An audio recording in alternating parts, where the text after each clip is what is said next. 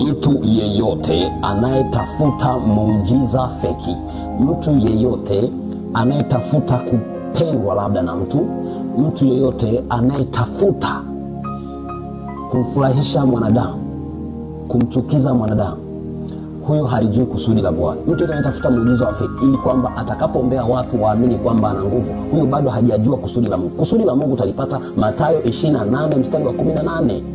Na utasoma pia Marko 16 mstari wa 15 mpaka mstari wa 18. Utaona Yesu anasema agizo kuu ni kumhubiri mtu habari ya upendo wa Yesu Kristo, kwamba kusudi letu sisi kutoka katika dhambi ni kwa habari ya kwenda mbinguni, lakini na huyo mtu atakayetoka katika dhambi anapaswa kumhubiri mwingine habari njema, mweleze Yesu nani, ana upendo gani, kwa nini alikufa kwa ajili yetu.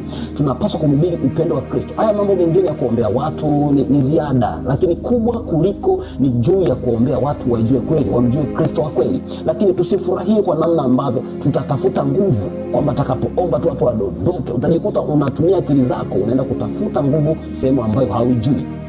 Utakapoforce watu wakupende, utajikuta unatumia akili zako, unamkosea Mungu. Tafuta ujue kusudi la Bwana, hakika utamfurahisha na utampendeza Bwana.